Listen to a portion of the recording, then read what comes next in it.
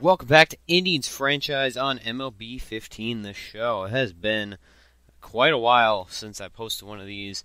I made a video pertaining to that if you didn't watch it. Here's a little recap. I've had family visiting for the last couple weeks, and this is one of the first times I've actually had just like time enough to myself to actually record a commentary. On top of that, I was running short on gameplay. However, I stocked up quite a bit as I was still able to play during the time they were here. I just wasn't able to really get any time to myself to actually commentate the works that were being played at the time. But now I'm stocked up pretty well, I'd say, enough to get me through the next few weeks where I will be out of state and away from my system. I will be able to do other videos because I'm bringing my PlayStation 3, but not my PlayStation 4. Another minor thing, I also just got an Xbox One, so if there's any game recommendations you have for that, I'm looking for some stuff to play right now. So that'll be, I'm taking that too. So anyway, here's the lineup for the Twins. Eduardo Nunez, Aaron Hicks, Joe Mauer, LaRoche, Arcia, Pinto, Dozier, Plouffe, and Hunter. The White Sox made quite a few moves. They already traded Adam LaRoche and Melky Cabrera this season. Corey Kluber having a kind of down year. Still got a lot of strikeouts, though. And he is doing well, just not ace-type material. If you hadn't already figured it out, we are playing the Twins today, a division rival. They are coming to town. I believe they're just over or just under 500, so they're hovering for a playoff spot. Not like in real life where I believe they have the best record in the American League, at least in the American League Central. Open this game up is a strikeout by Aaron Hicks, and that's going to be part of a 1-2-3 inning for Corey Kluber. Terry Francona and the Cleveland Indians are going to throw out this lineup. Revere, Kipnis, Brantley, David Murphy, Brandon Moss, Carlos Santana, Mike Aviles, Yan Gomes, and Francisco Lindor. Standard righty lineup as we're going up against their ace Phil Hughes, who had an excellent season last year, and it looks like he's having an okay year this year. Now, the strikeouts aren't there like they were last year, but he's still keeping that walk rate down, so that's good to see for him. And he's one of those guys I like to see succeed just because I like to see any player leave the Yankees and be successful. Jason Kipnis is going to start out by striking out, and no, they don't have the best record in the American League, but they do lead the Central. It's the Twins and the Astros as the top two ALCs. That's crazy. Anyway, right here, Arcia is going to make it over to third. David Murphy actually saved that from being an inside-the-park home run with his fielding error because he swatted it down to the ground as he lost the ball. So he does kind of recover from his own mistake and saves a run in a way. But his error directly led to that. Pinto would strike out, and then this would be a flyout. And so they would pretty much waste that base runner. There were 2 outs, so it's not really a waste because you couldn't really expect anything anyway. David Murphy, however, at the plate now, not in the field. He sucks at fielding, even though his ratings are good. I hate fielding with him. It's just something always happens. I'm always concerned he's going to screw up. Anyway, he's on base. Carlos Santana is going to swing right through that one. Not the best at making contact when facing right-handed pitchers, although the power is still there. His ability to get bat on ball is not. Mike Aviles will ground out, and so we don't capitalize on the base runner being on base. Trevor Plouffe, one of many times today that would happen. He struck out 3 times at the plate. That was the first of 3. I think you're going to see all 3. Yan Gomes comes back and swings right through that curveball. Been struggling to make contact lately. I don't know if I mentioned this, but he did bump it up to all-star hitting difficulty, although Francisco Lindor seems to have no problem hitting despite his low contact ratings. So I'm kind of happy about that. Ben Revere up to bat, and he is going to ground this one out. He is going to beat out the second throw. He's actually even going to beat out Phil Hughes as he was going to the bag. But next batter would be Kipnis, and he would strike out. That was high. He went mid and did not make bat to ball, obviously.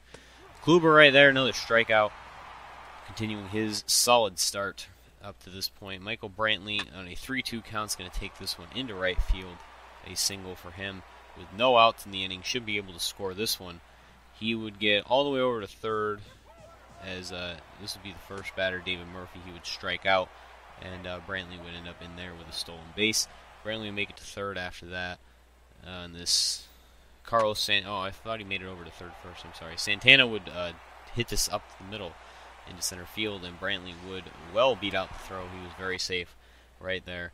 Mike Aviles will pop out foul, and no one's going to score after that. So 1-0 so far might be all we need. Who knows? This has been a really dominant pitching performance by both Kluber and Hughes alike. Very few hits, obviously even less runs.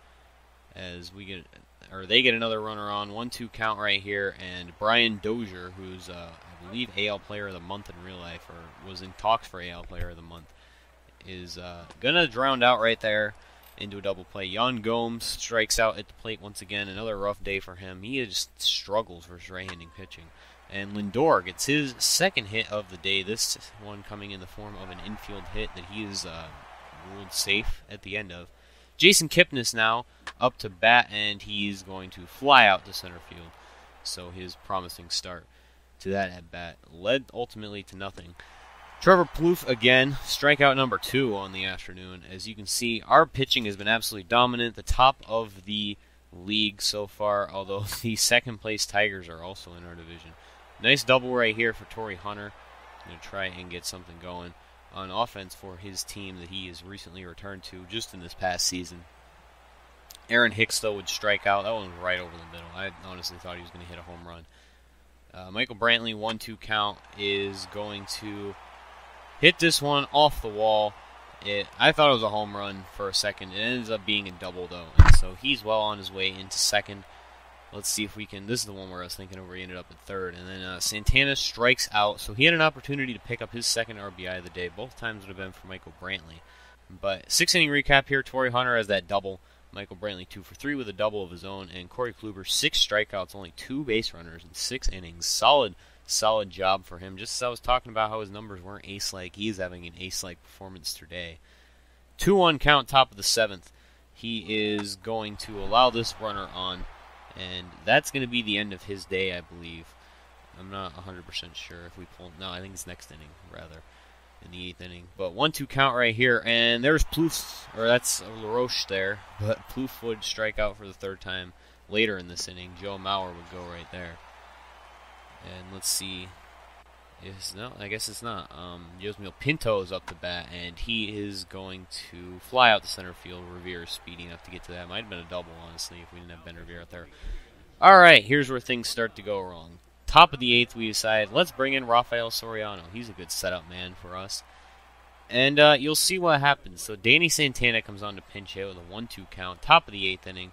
And that's going to be a base hit right off the bat. All right, not a problem quite yet.